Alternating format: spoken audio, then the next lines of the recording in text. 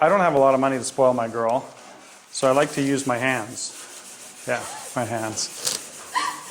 That's what tradespeople do. You just do something nice for your wife. So our trade is the automotive trade, and the way to spoil my girl has been to build this Porsche. We're at the point now where we finally, after a year, have picked a color. I'm hoping she loves it. I'm hoping that you guys think it's cool. I think it's absolutely stunning. I think it's going to be something you have to wait and see. So there you go. If you can't spoil your girl with money, maybe you can spoil her with your hands.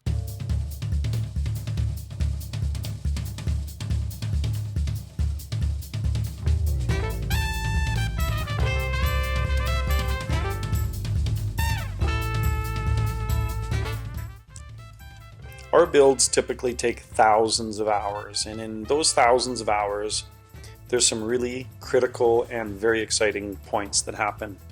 The two most exciting points typically are the day that we change the car from primer color into like a real color, like the color that you choose to love for the rest of your life on your project car.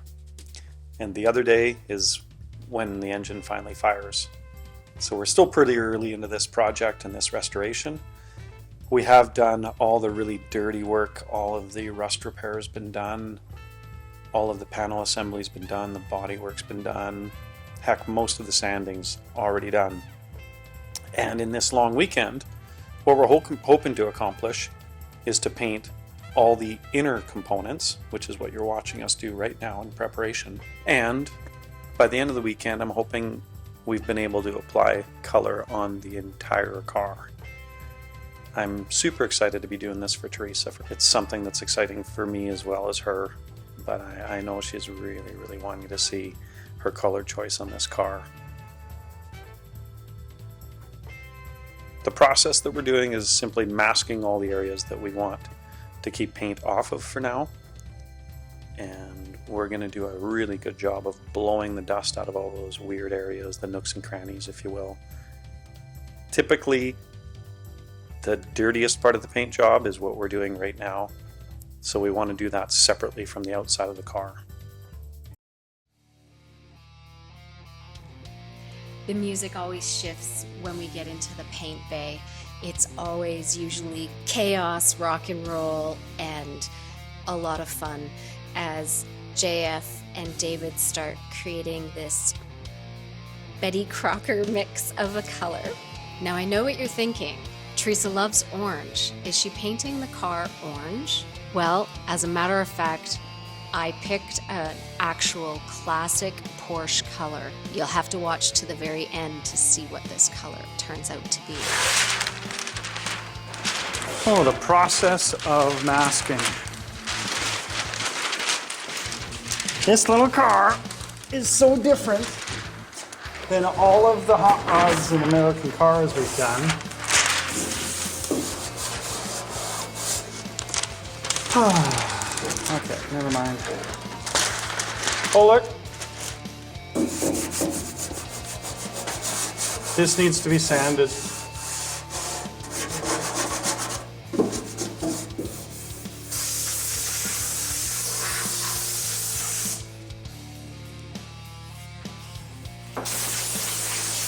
Double gun it for the first little bit.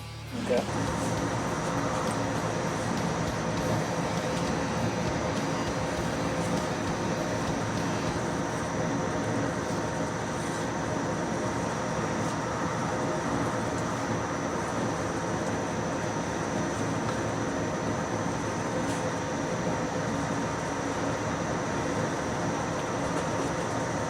And I don't think we have to seal everything. If it's got gray primer on it, it's fine. Okay. So you can do door jambs, front. You can do the front, the whole front undercarriage, and the door jambs. And I'll try to do the engine bay, and then we'll see who's left over to do the big panels. Okay.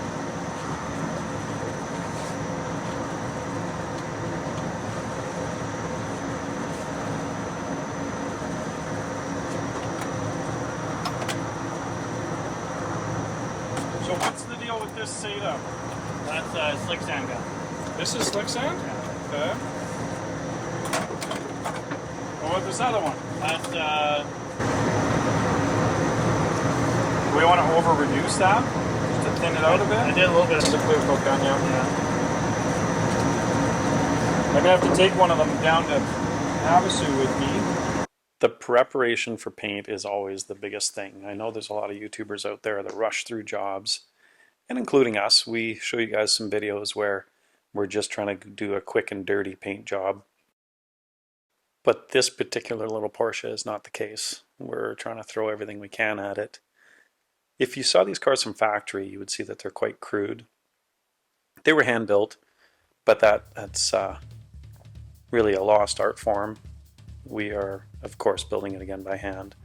What you're seeing me do right now is put what's called a seam sealer. So this is a flexible product that goes in some of the areas where there's a bit of, I would call it flexibility in the car, where the car moves around just a little bit, and it keeps corrosion and everything else from getting in. So to do it one step better than the factory would have done with just a paintbrush and a big wad of goo, I like to mask both sides of it and even the top and bottom of it and do as best a job as I can. Now, I'm probably really overdoing this job right now, and you're probably thinking to yourself, when is this going to be over? But this is part of what we do to make our cars really special. We try just a little bit harder, and we try to overthink things. Of course, this car is not getting restored to factory specifications, so I've got the liberty to just be my weirdo self and really focus on things that may or may not matter to anybody else in the world. It's obvious I'm not liking what the brush is doing, and I'm not getting enough product right in the little seam there, so I think you're likely to see me, how shall I say, just stick my fingers right in there and get right involved with my project here, as if it's Arts and Crafts Day at JF Customs. Yeah, there it is. Just put my fingers in the muck. Now, as much as I'm moving this product around, the result will be really, really terrific, because when we peel the masking tape back off of both sides, it gives this beautiful line on both sides that allows it to look great and also allows it to look like it was kind of a factory but better look to it. When I said I couldn't really afford to buy Teresa fancy things and I was just going to give her the gift of my hands, I guess I really meant it.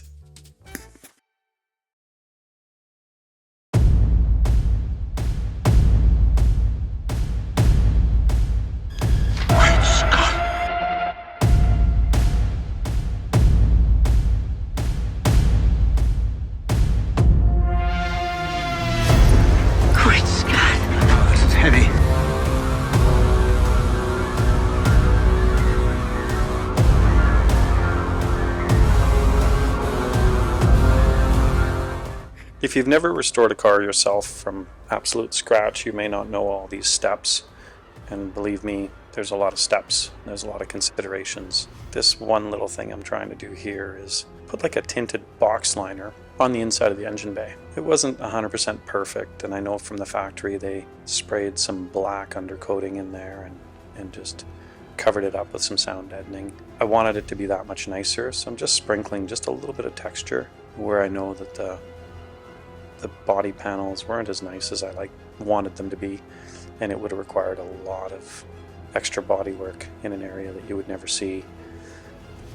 So here I am, just adding a little bit of texture before I do the paint, and it'll allow that space to look nice.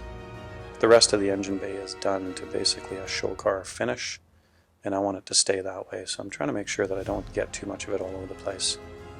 You can see where there's some welding from us putting patch panels, and this is kind of the way we blend that into the rest of the project. It's not always a perfect science, but hey, that's what artists do. David and I are just trying to decide whether it's good enough or it needs some more attention. I keep forgetting we're not taking this car to big high-end car shows. So maybe I should just calm down, get the job done. there really is a nice finish and gives you some protection, some corrosion protection between the panels that you've welded. And it helps deflect the rocks. We used to call it rock guard sometimes on some of the pickup trucks that we would paint that would go into the oil field. Nice little texture, bounces the rocks off. There. That's how that should look. We chose to wipe this all off and try again, mask the rest of the engine bay so we wouldn't get any overspray, and really put a nice thick coat down. This should make things look really nice and tidy. I'm not sure why David was sticking his fingers in it, but maybe his eyeballs are better than mine. Sometimes if you see a little pinhole from something, you can dab your finger in it, cover it up with a little texture, and make it near perfect. It sure is nice to have some help when we do these big projects on weekends.